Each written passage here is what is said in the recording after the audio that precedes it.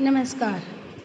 राजकीय महाविद्यालय झाडोल के द्वितीय वर्ष भूगोल के विद्यार्थियों का एक बार पुनः यूट्यूब चैनल पर स्वागत है। आज हम विटेल्सी द्वारा प्रदत्त कृषि वर्गीकरण का कृषि प्रदेश कृषि प्रदेश स्थल का वह भूभाग है जहाँ कृषि विशेषताएं विशेषकर जो फसल उत्पन्न होती है उसमें एक रूपता या समानता होती है और ये एक रूपता आसपास के क्षेत्रों से पर्याप्त भिन्नता होती है इसलिए होती है और इसे हम आसानी से अलग पहचान सकते हैं। कृषि प्रदेश के हृदय क्षेत्र में सुगमतापूर्वक पहचाने जा सकते हैं, लेकिन दो प्रदेशों के बीच की सीमा निर्धारित करना बहुत ही दुष्कर कार्य होता है। कृषि प्रारूपों के विभिन्न पदों के संबंध में विश्वसनीय सूचनाएं उपलब्ध नहीं होने के कारण इनका सीमांकन कठिन हो जाता है और अनेक बाधाएं भी आती हैं। इस दृष्टि से पहला प्रयास डरवेंट विटेल्सी ने किया था। उसने अपने प्रपत्र major agriculture region of the earth में annals of association of American geographers 1936 में प्रकाशित कराकर कृषि व्यवस्थाओं का उल्लेख किया है। कृषि प्रदेश या कृषि के प्रकार धरातल पर वृहद रूप से पाई जाने वाली कृषि व्यवस्थाओं के रूप है, जैसा कि हमने अभी देखा। इसी के कुछ पहलुओं को लेकर समय समय पर भूगोलवेत्ताओं ने सीमाबद्ध करने का प्रयास किया। इसी कड़ी में विटेल्सी ने इन कृषि प्रदेशों के निर्धारण में प्रयुक्त तत्वों को दो वर्गों में रखा। पहले वर्ग में वातावरण की परिस्थितियों के संयोजन को रखा जो फसल और पशुपालन को अनुकूल दशाएं प्रदान करते हैं, और इन तत्वों में जलवायु, मिट्टी और ढाल प्रमुख हैं। द्वितीय वर्ग में उन्होंने जनसंख्या घनत्व, तकनीकी विकास की समस्या और क्षेत्रीय परंपराओं को शामिल किया। ने अपने कृषि प्रदेशों के निर्धारण में निम्न 5 तत्वों को आधार माना है। पहला है फसलों और पशुओं का संयोजन। दूसरा है फसलों के उत्पादन और पशुपालन की विधियां। तीसरा, कृषि भूमि में श्रम, पूंजी, संगठन आदि के विनियोग की मात्रा। चौथा, उत्पादित पदार्थों के उपयोग का ढंग। और पांचवा, कृषि कार्य के लिए यंत्रों, उपकरणों तथा आवागमन के साधनों का प्रयोग। फसलों और पशुओं का संयोजन। भौतिक वातावरण के अनुरूप ये निश्चित होता है कि कौन से प्रदेश में फसल तथा पशुपालन का क्या आयोजन होगा। भौतिक कारकों के अनुसार यह संयोजन एक स्थान से दूसरे स्थान में भिन्नता रखता है, जिस कारण ही विभिन्न कृषि प्रदेशों में भिन्नता मिलती है। फसलों के एक भाग में फैली रहती है तथा भौगोलिक वातावरण की अनुकूलता का लाभ कृषकों ने इन फसलों को अपनाया है। साथ ही पशुपालन के कार्य में भी इसी प्रकार की प्रवृत्ति रही है। अनेक प्रदेश के पूर्व में पशुपालन के योग्य नहीं थे, परंतु अब भौगोलिक और आर्थिक कारकों के परिणाम स्वरूप वे पशुपालन के भी क्षेत्र बनते जा रहे हैं। फसलों के उत्पादन और पशुपालन की विधियां। इस आधार के बारे में विटेल्सी ने 4 प्रकार के प्रदेश बताए हैं। पशुपालन प्रदेश जो अति ठंडे और असम उच्चावच के प्रदेश हैं, जो फसल की दृष्टि से अधिक उपयुक्त नहीं हैं। दूसरे, ये फसल उत्पादन के प्रदेश है जहाँ पशुपालन नहीं होता। तीसरा, फसल उत्पादन के क्षेत्र लेकिन पर्याप्त मात्रा में भौगोलिक परिस्थिति नहीं होने से कुछ फसलों के लिए ही उपयुक्त हैं। चौथा, यहाँ मुख्य रूप से फसलों और पशुओं का बराबर उत्पादन होता है। इस आधार पर किन्हीं 2 क्षेत्रों के पशु और कृषि फसल बदल जाती है तथा कृषि फसलों में असमानता रहती है, अतः विभिन्न आधारों पर ही इनका निर्धारण किया जाता है। तीसरा आधार है कृषि भूमि में श्रम, पूंजी, संगठन आदि के विनियोग की मात्रा। विश्व के सभी भागों में कृषि कार्य में श्रम एवं पूंजी की समान मात्रा का प्रयुक्त नहीं होती। पाश्चात्य देशों में यह विश्वास है कि अच्छी से अच्छी मशीनों के उपयोग के अनुपात में उत्पादन बढ़ता जाता है, और यह भी सत्य है कि कम भूमि पर भी अधिक श्रमिकों की सहायता से उपयुक्त मात्रा में उत्पादन लिया जा सकता है।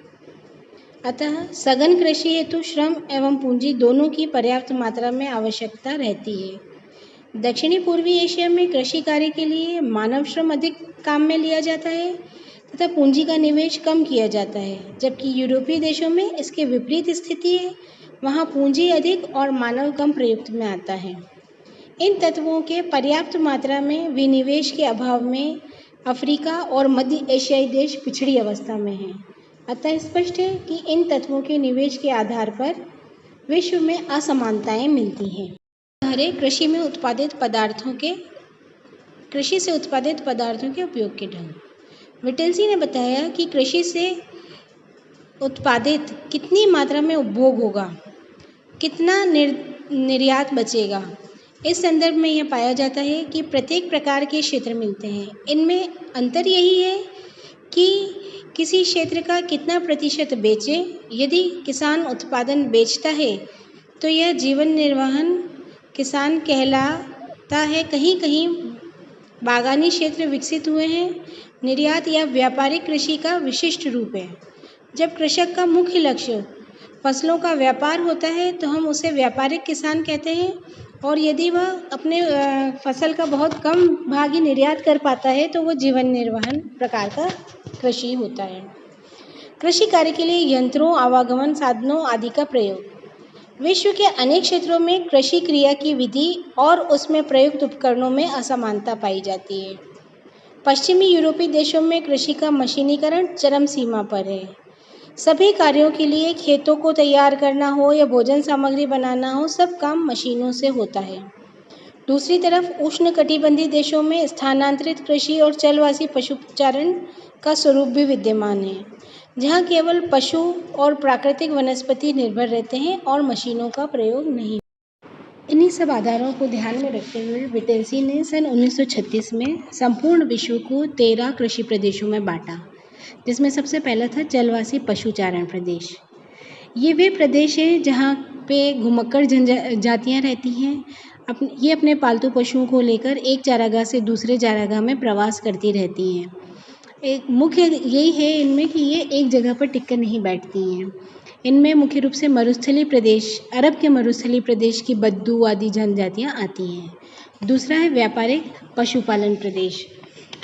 ये एक व्यवस्थित रूप से पशुओं को पाला जाता है और मुख्य रूप से अमेरिका, ऑस्ट्रेलिया, दक्षिणी अफ्रीका, पेरू, अर्जेंटीना, न्यूजीलैंड के क्षेत्रों में होता है। यहाँ पर पशुओं को बेचने के लिए, मांस और डेयरी की चीज़ें प्राप्त करने के लिए पाला जाता है। इनका व्यापारिक महत्व होता है, जबकि नोमैडिक हर्डिंग में व्यापारिक महत्व बहुत ही कम या शून्य होता है। स्थानांतरणशील कृषि। इस प्रकार की कृषि मुख्य रूप से उष्णकटिबंधीय निचले भागों में होती है और यहाँ पर एक जंगल के क्षेत्र को जलाकर वहाँ पे कृषि की जाती है और वहाँ की उर्वरता खत्म होने पर दूसरे प्रदेश की तलाश में आगे निकल लिया जाता है। इसमें साथ साथ थोड़ा बहुत पशुपालन भी होता है। चौथा है प्रारंभिक स्थायी कृषि। यह कृषि उष्णकटिबंधों के भागों में ही होती है और इनमें स्थायी रूप से वहाँ पे जातियाँ या समूह रहते हैं। सामूहिक रूप से कृषि कार्य किया जाता है और प्रतिभूमि का बार बार उपयोग किया जाता है। चावल प्रधान गहन कृषि। ये दक्षिणी पूर्वी एशिया, चाइना यहाँ मुख्य रूप से होती है और ये क्षेत्र सघन जनसंख्या वाले प्रदेश होते हैं और यहाँ खाद्यान्न के रूप में मुख्य रूप से चावल ही बोया जाता है। मानव श्रम का अधिकाधिक उपयोग होता है। मशीनीकरण बहुत कम होता है। चावल विहीन गहन निर्वहन कृषि। ये चावल प्रधान कृषि के आसपास के वे क्षेत्र हैं जहाँ चावल के अतिरिक्त अन्य फसल जैसे कि सोयाबीन, ज्वार, बाजरा आदि की कृषि होती है। यहाँ भी मानव श्रम अधिक काम में लेते हैं। मशीनीकरण का उपयोग कम से कम होता है और ये जीवन निर्वाह के लिए ही होती है। इनका निर्यात बहुत ही कम मात्रा में हो पाता है। सातवां व्यापारिक बागवानी कृषि प्रदेश। ये मुख्य रूप से भूमध्य रेखा के निकटवर्ती क्षेत्रों में, उष्णकटिबंधीय क्षेत्रों में होता है। यहाँ पर व्यापारिक दृष्टि से बागवानी की जाती है, यानी कि पौधों को रोप के लगाया जाता है। बड़े बड़े फार्मों में एक ही प्रकार की फसल बोई जाती है जिसका व्यापारिक महत्व होता है और अधिकांश काम मशीनों की सहायता से होता है। आठवां है भूमध्य सागरीय कृषि। इस प्रकार की कृषि भूमध्य सागरी के निकटवर्ती क्षेत्रों में तथा महाद्वीपों के पश्चिमी किनारों पर अधिक होती है। इस कृषि की मुख्य बात यह है कि यहाँ पे सर्दियों में वर्षा होती है और मुख्य रूप से रसीले फलों की कृषि की जाती है, जिसमें अंगूर, नारंगी, संतरा आदि मुख्य हैं। नवा है व्यापारिक अन्न उत्पादक कृषि।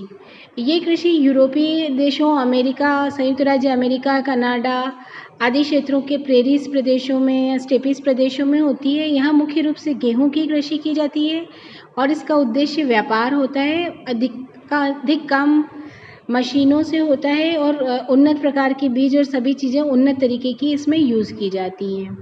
10वां है व्यापारिक फसल एवं पशु उत्पादन कृषि प्रदेश। ये भी दक्षिणी अफ्रीकी देश, दक्षिणी अमेरिका में ब्राज़ील वगैरह क्षेत्रों में होती है। यहाँ व्यापारिक रूप से कृषि के साथ साथ पशुपालन भी किया जाता है। 11वां है निर्वहन फसल एवं पशु उत्पादक कृषि प्रदेश। ये मध्य एशियाई क्षेत्रों में, पर्वतीय भागों में होता है। यहाँ जीवन निर्वहन की दृष्टि से फसलें उगाई जाती हैं और साथ ही साथ पशुओं को भी पाला जाता है। 12वां है व्यापारिक दुग्ध पशुपालन कृषि प्रदेश। ये मुख्य रूप से Denmark, Norway, Sweden, Australia, New Zealand के क्षेत्रों में होते हैं। यहाँ बड़े पैमाने पर व्यापारिक उद्देश्य से मांस और डेयरी के ध्यान में रखते हुए पशुओं को व्यवस्थित और वैज्ञानिक तरीके से पाला जाता है। लास्ट अंतिम है विशिष्ट बागवानी कृषि प्रदेश। ये फलोत्पादन वाले वे क्षेत्र हैं जो विशिष्ट रूप से एक ही फसल या व्यापार के उद्देश्य से यहाँ पे विशिष्ट प्रकार की कृषि की जाती है। प्रणाली की आलोचना। इसकी प्रमुख आलोचनाएं निम्न हैं। यह प्रणाली वस्तुगत विश्लेषण पर आधारित न होकर व्यक्तिगत विवेक पर आधारित रही। दूसरा, कृषि भूग्रहण यानी कि स्वामित्व, जोत का आकार, विखंडन आदि के ऊपर बिल्कुल ध्यान नहीं दिया गया है। तीसरा, कृषक के धर्म की भावना, सरकार का स्वरूप, नीतियाँ आदि का इसमें कोई स्थान नहीं है। इस वर्गीकरण की कई वैज्ञानिकों ने आलोचनाएं की, कुछ ने सुझाव और अन्य वर्गीकरण भी प्रस्तुत किए। विशेष रूप से वाणिज्य और जीविकोपार्जन पर इसमें भारी मतभेद रहा, लेकिन इस सभी के बावजूद इस वर्गीकरण ने आगे आने वाले नए कार्य के लिए आधारभूत मार्ग प्रशस्त किया और आज भी इस प्रकार का कार्य सिद्धांत आधार माना जाता है, जिसमें नए मापदंड और नए आयाम जोड़े गए। विभिन्न प्रकारों का एक दूसरे से संबंध और आपसी क्षेत्रीय संबंध आदि का विश्लेषण भी किया गया। Thank you. इस मानचित्र में आपको विटलसी द्वारा वर्गीकृत किए गए सभी कृषि प्रदेशों का चित्रण देखने को मिल रहा है। ये मानचित्र आपके PDF में